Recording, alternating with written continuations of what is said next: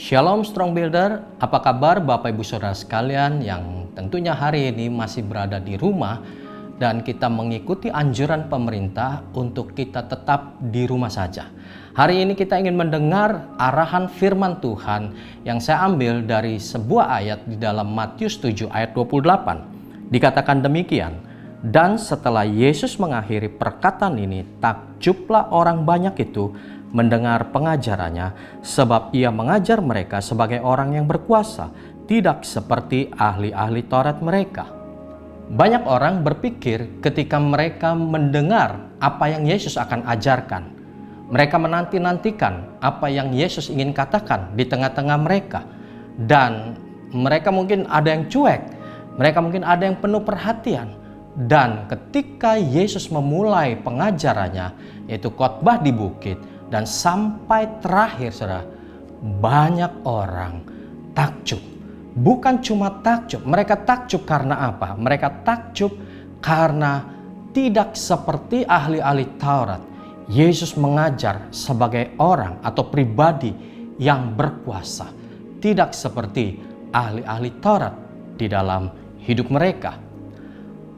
Matius 5 dimulai dengan kata berbahagialah atau diberkatilah orang yang miskin di hadapan Allah, karena mereka yang empunya kerajaan sorga. Orang banyak mungkin berpikir kalau kita bahagia, kita pengennya punya banyak harta. Kalau orang berbahagia, kita pengen punya banyak segala hal.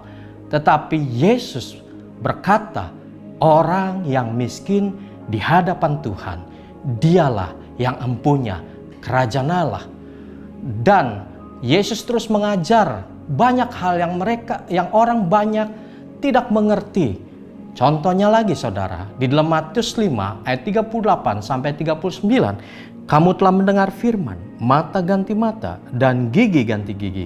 Tetapi aku berkata kepadamu, janganlah kamu melawan orang yang berbuat jahat kepadamu, melainkan siapapun yang menampar pipi kananmu, berikanlah juga kepadanya pipi kirimu. Firman Tuhan ini, saudara, mengajarkan kita untuk kita ketika orang lain melakukan hal yang jahat kepada kita, kita tidak boleh melakukan hal yang jahat kepada orang lain. Justru kita harus melakukan hal yang baik kepada orang lain.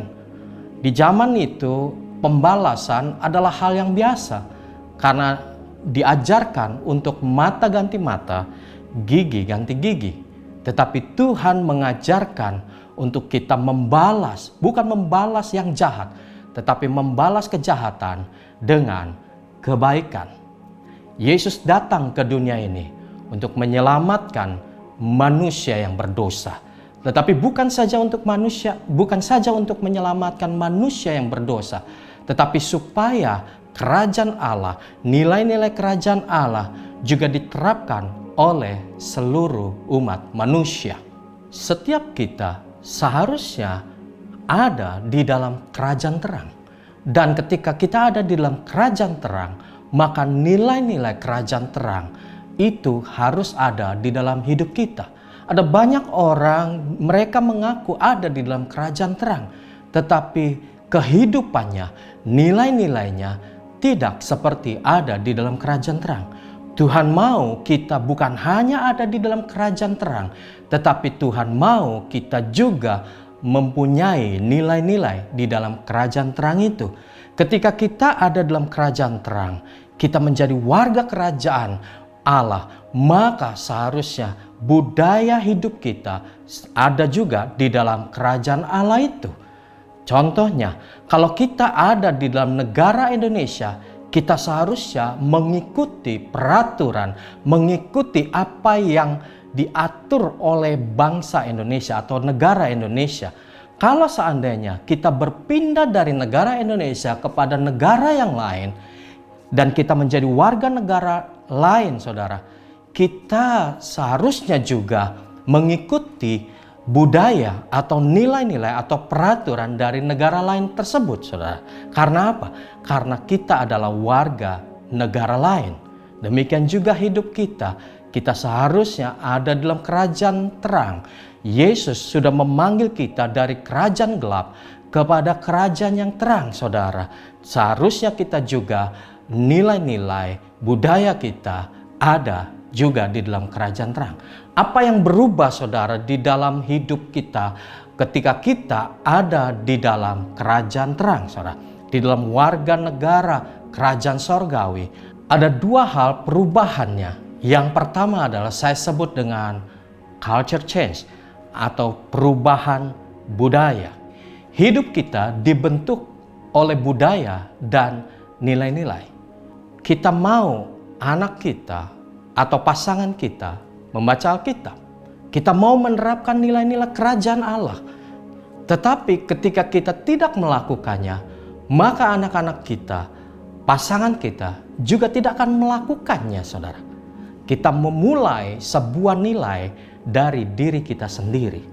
Yesus satu hari memanggil murid-muridnya dan berkata demikian di dalam Matius 20 ayat 25 sampai 28. Tetapi Yesus memanggil mereka lalu berkata, "Kamu tahu bahwa pemerintah-pemerintah bangsa-bangsa memerintah rakyatnya dengan tangan besi, dan pembesar-pembesar menjalankan kuasanya dengan keras atas mereka.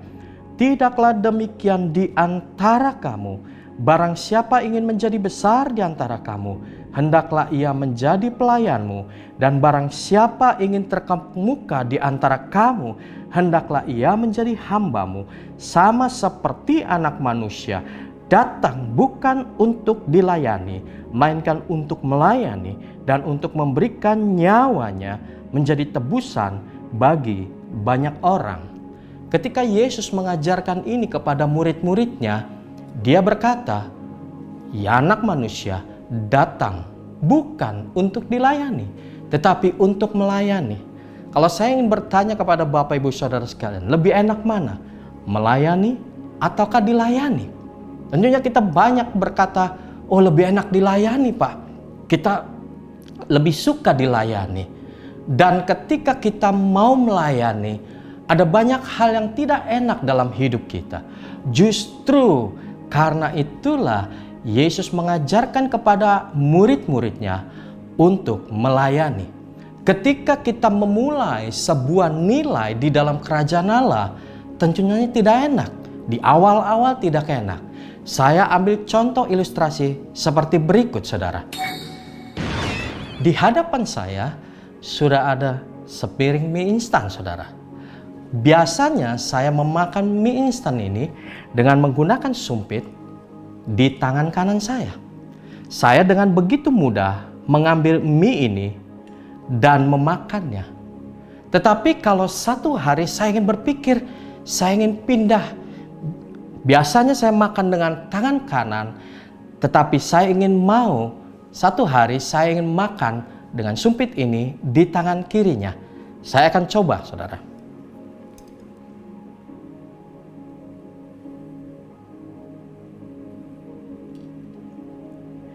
Di awal, saudara, sangat susah. Kenapa? Karena saya tidak terbiasa untuk makan mie di tangan kiri, saudara. Tetapi kalau saya latih ini terus-menerus di dalam kehidupan saya, satu hari kelak saya bisa makan mie instan ini dengan memakai sumpit di tangan kiri. Demikian juga, saudara, ketika kita hidup di dalam kerajaan Allah, mungkin di awal-awal kita menerapkan nilai-nilai atau budaya di dalam kerajaan Allah susah, sangat sulit. Tetapi jangan menyerah, saudara.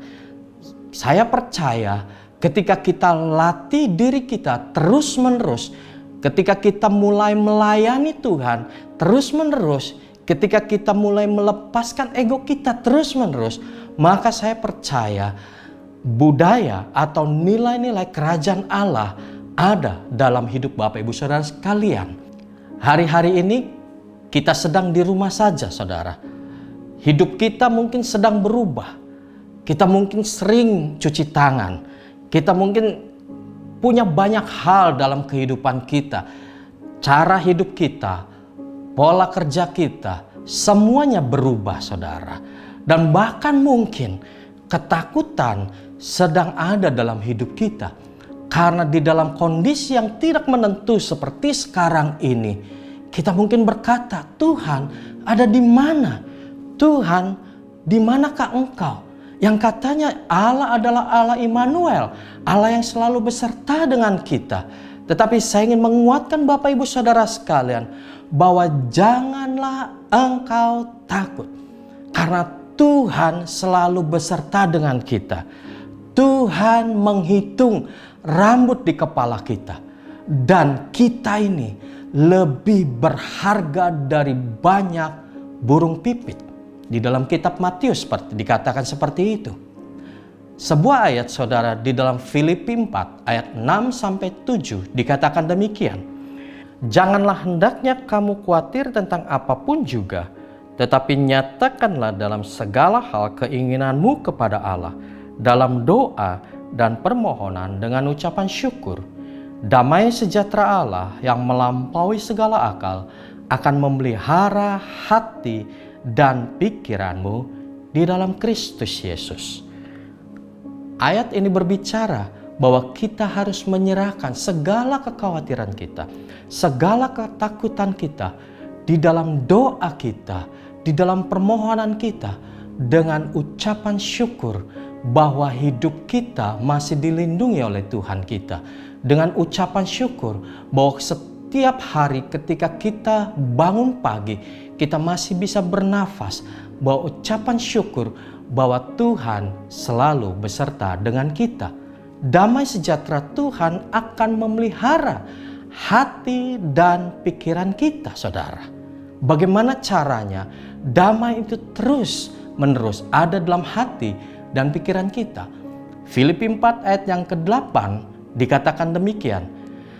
Jadi akhirnya, saudara-saudara, semua yang benar, semua yang mulia, semua yang adil, semua yang suci, semua yang manis, semua yang sedap didengar, semua yang disebut kebajikan dan patut dipuji, pikirkanlah semuanya itu. Stres adalah salah satu faktor dari 75% atau lebih sebuah penyakit dan gangguan mental yang dialami banyak orang di masa kini. Ketika kita bangun pagi, apa yang sedang kita pikirkan, saudara? Teruskanlah kita memikirkan kebaikan Tuhan dalam hidup kita. Ratapan 3 ayat 22-24 berkata demikian. Tak berkesudahan kasih setia Tuhan, tak habis-habis rahmat-Nya, selalu baru tiap pagi, besar kesetiaanmu. Tuhan adalah bagianku, kata jiwaku. Oleh sebab itu aku berharap kepadanya. Setiap bangun pagi kita berkata bahwa kasih setia Tuhan tidak berkesudahan. Rahmat-Nya selalu baru setiap pagi. Dan Tuhan adalah bagian kita. Bukan hanya bagian kecil. Tuhan adalah yang memiliki seluruh hidup kita. Kata jiwaku, kata pikiranku, kata perasaanku, dan kata kehendakku. Maka ketika kita berpikir yang baik, ketika kita berasa hal-hal yang baik, dan kita berkehendak hal-hal yang baik, saudara, maka saudara akan lihat hidup kita dipenuhi damai sejahtera Tuhan. Yang kedua, saudara, setelah kita berubah di dalam nilai-nilai kita, berubah di dalam budaya hidup kita, yang kedua saya sebut dengan kata purpose change atau berubah di dalam tujuan hidup kita. Mari kita buka di dalam Markus 3 ayat 13-14. Kemudian naiklah Yesus ke atas bukit. Ia memanggil orang-orang yang dikehendakinya dan mereka pun datang kepadanya. Ia menetapkan 12 orang untuk menyertai dia atau mengikuti dia dan untuk diutusnya memberitakan Injil.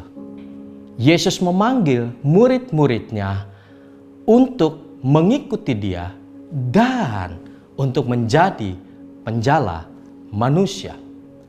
Ada satu muridnya, saudara, di dalam Matius 9, yaitu Matius pemungut cukai. Dia adalah seorang pemungut cukai. Seorang pemungut cukai sangat dibenci pada waktu itu. Karena apa? Karena dia sering memungut cukai atau pajak kepada bangsanya sendiri, yaitu bangsa Yahudi, melebihi daripada apa yang ditetapkannya. Dan Matius pemungut cukai ini, saudara, dibenci oleh banyak orang. Tetapi satu hari ketika Yesus bertemu dengan Matius pemungut cukai ini, Yesus cuma hanya berkata, "Mari ikutlah aku." Dan ketika itu juga Matius pemungut cukai mengikuti Yesus. Dan setelah itu Yesus makan bersama-sama dengan dia di rumahnya. Bukan hanya sekedar makan, saudara. Tetapi saya percaya Matius pemungut cukai ini, ketika dia disentuh oleh kasih Allah, ketika dia disentuh oleh kasih Kristus, hidup dia bukan hanya untuk dirinya sendiri, tetapi hidup dia punya tujuan yang baru. Untuk apa, saudara? Untuk mengikuti Kristus dan juga untuk memberitakan Injil. Setelah itu, Matius pemungut cukai mengundang pemungut cukai lainnya dan orang-orang lainnya untuk makan bersama-sama dengan dia dan mendengarkan apa yang diajarkan oleh Tuhan Yesus. Dan banyak orang hari itu menjadi percaya karena perkataan Kristus. Matius pemungut cukai ini akhirnya menjadi salah seorang dari 12 murid Tuhan Yesus. Dan dialah yang menuliskan kitab Matius yang hari ini kita baca, saudara. Tujuan hidup dia berubah. Dia meninggalkan pekerjaannya, yaitu pekerjaan untuk dirinya sendiri, dan dia beralih untuk mengikuti Tuhan dan memberitakan Injil.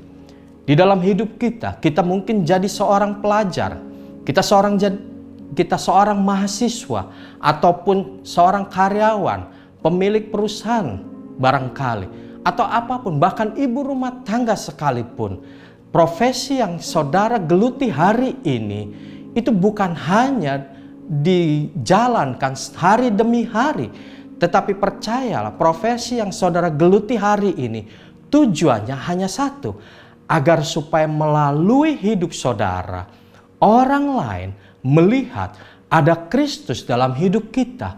Hidup kita bukannya kita lagi. Galatia 2 ayat 19b dan sampai 20 dikatakan demikian. Aku telah disalibkan dengan Kristus, namun aku hidup, tetapi bukan lagi aku sendiri yang hidup, melainkan Kristus yang hidup di dalam aku. Dan hidupku yang kuhidupi sekarang di dalam daging adalah hidup oleh iman dalam Anak Allah yang telah mengasihi aku dan menyerahkan dirinya untuk aku. Aku telah disalibkan dengan Kristus. Apa penjelasannya? Ternyata penjelasannya, saudara, bahwa hidup kita bukan kita lagi. Hidup kita ternyata tujuannya bukan untuk diri kita. Tetapi ketika kita ada di dalam kerajaan Allah, hidup kita tujuannya supaya apa? Supaya orang lain melihat ada Yesus di dalam hidup kita. Supaya hidup kita jadi berkat. Bukan saja kita diberkati, tetapi juga hidup kita menjadi berkat bagi banyak orang. Yohanes 7 ayat 38 dikatakan demikian.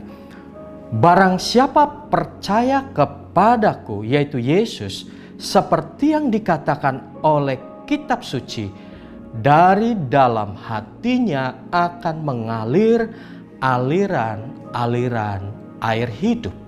Kita harus jadi terang dan garam dimanapun kita berada, di orang-orang sekitar kita, di keluarga kita, di lingkungan kita. Ada salah satu anggota Komsel setelah COVID-19 ini datang ke Indonesia, maka dia setiap hari ditelepon oleh keluarga besarnya. Dia ditelepon oleh orang tuanya, dia ditelepon oleh adiknya, dia juga ditelepon oleh ponakannya. Dia ditanya berbagai hal, apa yang terjadi dengan penyakit ini.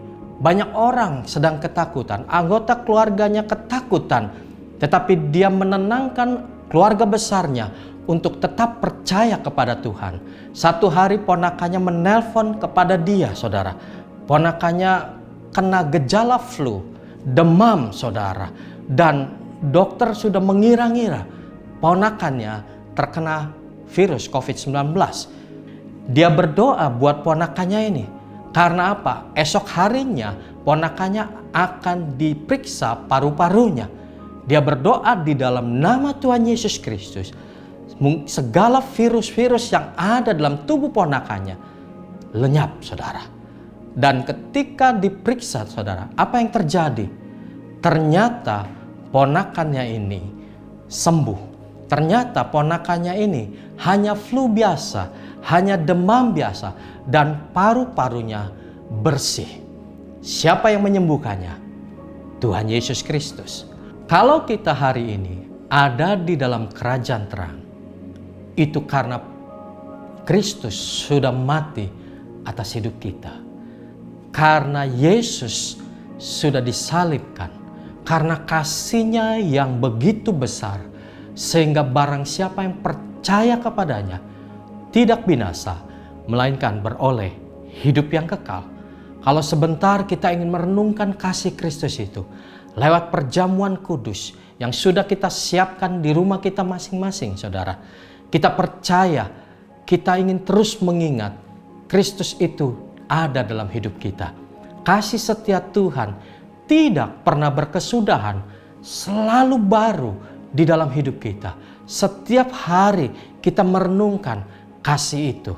Kalau sebentar kita merenungkan kasih itu, biarlah hari ini Tuhan menjamah hidup kita lewat perjamuan kudus ini. Bapa, kami bersyukur, kami berterima kasih Tuhan. Kalau hari ini kami ada di dalam kerajaan terang, kami berdoa Tuhan, lewat perjamuan ini Tuhan, kami ingin terus mengingat bahwa kasih-Mu begitu besar dalam hidup kami semua Tuhan. Terima kasih untuk apa yang Kau sudah perbuat dalam hidup kami. Tidak ada bandingannya Tuhan di dalam hidup kami ya Tuhan. Ketika Yesus makan perjamuan bersama dengan murid-muridnya, lalu Dia mengangkat roti dan berkata, "Inilah tubuhku yang kuserahkan bagimu. Makanlah ini. Ketika engkau memakannya, ini akan menjadi peringatan akan aku." Mari Bapak Ibu Saudara sekalian, kita ingin mengingat, kita ingin merenungkan kasih Kristus itu ketika Dia mati di kayu salib, ketika tubuhnya tergantung antara langit dan bumi, ketika Dia merentangkan tangannya, dan ketika Dia berkata, "Sudah selesai." Dosa-dosa kita yang begitu besar sudah diampuni di atas kayu salib. Pertukaran terjadi saudara di atas kayu salib. Mari kita yang makan ini dengan iman di dalam nama Tuhan Yesus Kristus.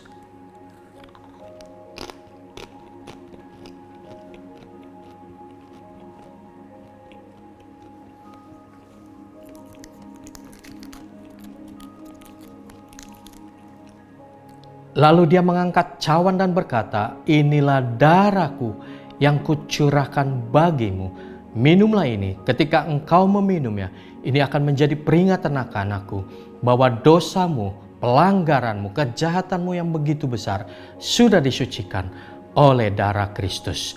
Mari Bapak Ibu Saudara sekalian, kita ingin minum ini dengan mengingat bahwa perbuatan-perbuatan dosa kita sudah disucikan di dalam nama Tuhan Yesus Kristus.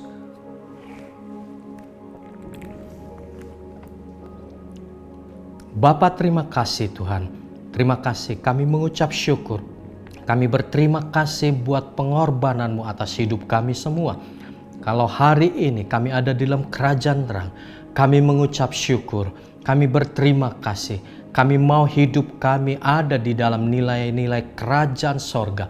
Dan bukan hanya itu saja, kami mau tujuan hidup kami bukan untuk diri kami sendiri, tapi tujuan hidup kami ketika kami dipanggil pertama kali untuk mengikuti Engkau dan memberitakan Injil Kristus, Injil kebenaran kemanapun kami berada. Kami mengucap syukur, kami berterima kasih. Mari Bapak Ibu Saudara sekalian, kita mau menerima berkat yang datangnya daripada Allah Bapa, cinta kasihnya daripada Yesus Kristus, persekutuan pengurapan daripada Roh Kudus yang memimpin kita untuk menjadi saksi-saksinya. Kemanapun kita pergi, biarlah nama Tuhan ditinggikan di dalam hidup kita semua. Terimalah berkat dan pengutusan ini hanya di dalam satu nama, di dalam nama Tuhan Yesus Kristus. Kami berdoa, kami bersyukur. Semua yang percaya menerima berkat katakan amin. Setelah kita mendengarkan arahan firman Tuhan pada hari ini, mari kita renungkan firman Tuhan ini. Ada dua hal yang kita renungkan bersama-sama dengan keluarga kita. Yang pertama, perubahan apa yang akan kita lakukan di dalam nilai-nilai hidup kita yang tentunya sesuai dengan firman Tuhan. Ketika kita ada di dalam kerajaan sorga, kita ada dalam kerajaan terang, apa yang harus kita ubah di dalam budaya kita, di dalam nilai-nilai kita yang searah dengan firman Tuhan. Yang kedua, kita mau jadi terang, kita mau jadi garam. Saudara, sepanjang minggu ini, saudara tuliskan nama seseorang atau beberapa orang yang saudara ingin hubungi kepada mereka semua, untuk supaya saudara bisa bercerita tentang kasih Kristus. Saudara bercerita tentang kebaikan Tuhan kepada orang lain, supaya hidup saudara jadi terang dan jadi garam dimanapun hidup saudara berada. Hari ini biarlah firman ini menguatkan hidup saudara, dan kasih Kristus selalu menyertai hidup kita semua. Tuhan Yesus memberkati kita semua.